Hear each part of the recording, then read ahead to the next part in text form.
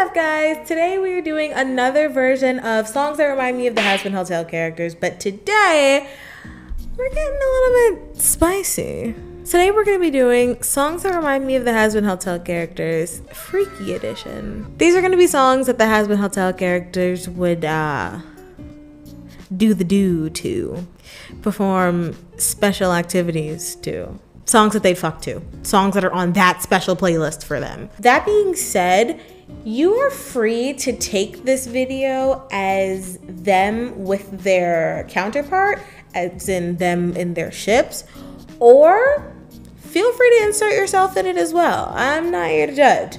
I'm just giving you songs that I think that they'd fuck to. And if you are imagining them fucking you or the people that you think that they're with in the show, that's none of my business. Okay, we have a few to get through today, so let's go ahead and jump right into this video. Okay, first up on the list, we have Angel Dust. I have these two songs for him, and I'll tell you why. This song is something that I think that he would enjoy if he were with somebody that he was comfortable with, or if he were like with Husk, or like somebody that he's not, someone that's not work. And this song is what he would use when he's like taking clients or when he's with Val, like somewhere where he's not entirely comfortable, but he knows how to put on a show. And this is something that he would actually enjoy hearing. Let's just knock him out of the way. Next we have Valentino. Honestly, what wouldn't he listen to? I feel like for him, it wouldn't even matter, like music or not, what kind of music is playing, whether you have ears or not. I don't think it matters to him, which made this especially difficult to pick two songs, but I did my best. So I chose these two songs. Here's why. This song, I feel like Valentino actually thought that the 50 Shades of Grey movies were hot, so he unironically thinks that this song is sexy and will play it to set the mood. This song I chose because it just screams Valentino to me in the cringiest of ways, mind you. I feel like this is something that maybe one of his younger souls introduced to him. He probably plays it all the time. He probably put it in one of his films. Like, I feel like he likes this song, and it also reminds him of him in all of the wrong ways, but he likes it, so he'll play it. We're getting all the ugly characters out the way. Adam. I promise I'm not trolling. Adam's existence in general is just so much of a joke that these things just, I don't have to come up with them. They just simply are. I chose these two songs for Adam. He would definitely choose music that's like super upbeat and like fast tempoed so he could show off his rhythmic skills. He'd also genuinely feel like the people like singing these songs, and he would not care that there are race-specific slurs in them, okay? And he would use the excuse that because he's the first man, he's allowed to use any word that was created after him. He would say it. You know what I'm not gonna say it. I'm not gonna say it, even though I can. I'm not going to, but he would say it. For obvious reasons, Alistair is not partaking in any activities that we're talking about in this video, so I'm just gonna... Next up, we have my queen, my icon, the legend, Velvet. I don't think you understand how hard it was for me to think about her in this way and come up with these songs for her and not feel like scrapping everything in my notebook and just ripping my clothes off right then and there. I have formulated, not that she's not already hot, but I have formulated this goddess of a sexy woman that is Velvet in my brain, and I am so hard for her all the time, 24/7, dick hard, bricked up. These are the two songs that I chose for Velvet because let's be real, she's a part of the V's. She's not a saint. And although I see her as more like into women, I do think she's probably bisexual or something along the lines. Like, I think she can go both ways, but like men, so she usually chooses not to. And she's a queen, she's a girl boss, she's a bad bitch, but I feel like maybe she's not always like that in bed. Like, I can definitely see her being the type of girl that's like, I'm giving you the privilege to touch me, be grateful, and get to work. Because she's just like me for real. I know it because I know it. I know within my soul that she's probably like that in the bedroom, despite being able to do everything herself outside of the bedroom. Inside, she's definitely a pillow princess, and she's definitely just one of the girls. She's just a girl. At the end of the day, she's just a girl. Next, we have Husk. Whew. This is another one where I was kind of just sitting there like, wow. Oh, to be in that position. Because first of all, he's voiced by Keith David. I don't know how many times I can say that man's voice turns me on like nothing in this planet ever will. But, you know, completely ignoring actual time periods and time frames, in a lover sense, Husk gives me very much like 90s love. Husk gives me very old school, not too old school, but very old school, very like love making and like bumping and grinding, as opposed to like the new age like fucking that we do now. So he has 3 songs, only because I was listening to my R&B playlist and I couldn't figure out which 2 would work best, and then I saw the 3rd one and I was like, damn, I have to put that in there. I'm pretty sure most of you watching me are entirely too young to know any of these 3 songs.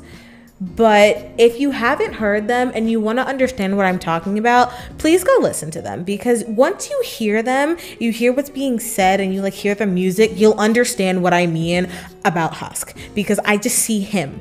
And this is the kind of music that would be playing in the background. He wouldn't even put music on, but for the sake of like TV and ambiance, this is the kind of music that would come on in the background of Husk. All right, we're coming up on our last 2. I also just realized that this shirt had thumb pockets, so now thumb pockets. We're coming up on our last 2. We have Vox. I know most of you horny demons were waiting for this TV man. I know you were. I hope I don't disappoint, because these are the 2 songs that I came up with. Listen to me. Listen to me. Vox is here for the theatrics. He's here for the drama. I know when he died, and he just gives me very much like from the 50s. He's a 50s man. His wife just stays at home. She doesn't work. He's a breadwinner. He's the CEO. Like, he gives very much, I need to take care of my partner. Not in like a cute, like, I need to take care of my partner, but in like a, they're incapable and they rely on me because I'm good at everything and I do everything, so I need to care for them kind of way. Like, he's a caring partner in a toxic man kind of way, and I love that for him because it only works for him. That being said, I chose these 2 songs not necessarily because of the words that they're saying, but because of the vibe that they give off. Any music lover worth their salt knows that Careless Whisper, as many times as it's used in sexual situations, is not a sexual song. It is a breakup song. He cheated on his wife. It's just that sexy saxophone in the background that makes you believe, but it's not.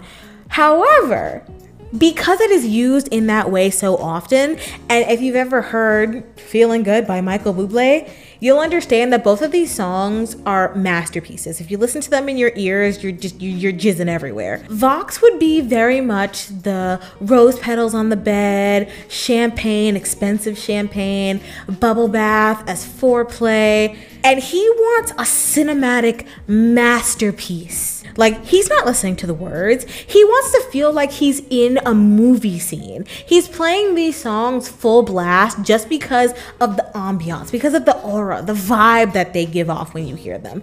The words could not matter less to him. He just wants the feeling of mind-blowing. He's here for the theatrics. He's here for the production. He's also kind of here for the sex, but that's less important from the power high that he gets from listening to music like this. All right, last but not least, we have Lucifer. I'll be honest, everybody who watches my channel knows I don't like the guy. I've never liked the guy. I probably won't ever like the guy. But in this situation, in this circumstance, I can tolerate him. I can more than tolerate Lucifer if we're talking about him in this sense. Because he may have gotten kicked out of heaven, but there is no way that this guy is not an absolute god in the bedroom. I would say hear me out, but I'm pretty sure most of you don't even have to. You know what I mean. Your first wife didn't seem to hate what I had to offer. For the second. You know what I mean. He's lover boy. He's certified. Like, hey. Lucifer has the utmost of riz. He's smooth, he's suave. In his day-to-day life, no. If he's trying to put it on, if he's trying to put the moves on you, yes. Anything he asks for, he can have it because he has the attitude. He has the confidence. So Lucifer also got 3 songs, just like Husk, because I was indecisive and I couldn't figure it out because it was just, And I chose these 3 songs specifically because Lucifer, yes, he's smooth and he's suave and he puts the moves on, he puts the work in, but I also think he's a classy man. Like, he also is very much a wine and dine. Like, I know I can have whoever I want, but I'm also like here to treat you like a lady, here to treat you nice, here to, you know. This song, not because country, that is not why, but if you listen to the song, if you hear the song, just the way that he was just so, it just makes your tits tingle. I don't know. That song just feels nice, and he's like gentlemanly, and he's also like, you know, but we're gonna have a good time tonight. Like, country music, if they're talking about sex, 9 times out of 10, the song slaps. This song, I'm pretty sure not a lot of people who watch me won't know this song. I just have the oldest of souls trapped in a young person's body and know music that's not from my time. If you've never heard this song, please go listen to it. I promise it'll make you horny, like, on impact. I actually rediscovered this song because of TikTok, so there may be a select few of you who know this song, just don't know it by name or by artist. This song is like beautiful. It's beautiful. It's sin incarnate, but it's gorgeous. It just sounds so nice. And it's classy. Like, that is the common trend between all 3 of these songs. It's, well, maybe not that last song. Maybe not that one. But the music just, I would say yes. If Lucifer were to sing any of these songs to me, whatever he wants, anything he wants. This song is just because, first of all, he's rich enough to not have neighbors, but that's beside the point. This song is just because he knows what he's good at.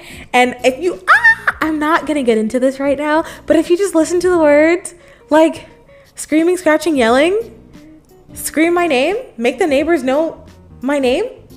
Imagine Lucifer saying that to you. No, sit here and imagine Lucifer saying that to you and tell me you didn't just cream your pants. You're lying. You're fucking lying. That's gonna be it for today's video. I simply cannot handle talking about any of this anymore. I need to go take a shower or something. Jesus Christ. If you guys enjoyed this video, let me know down in the comments. Honestly, I don't even want you guys to talk to me in the comments after this video. Please keep the horny to yourselves. Don't talk to me. Don't even look at me. Don't cut the cameras. I love you guys so much. So much. Kisses, hugs. I love you. Thank you for watching, and I will catch you in the next video. Later.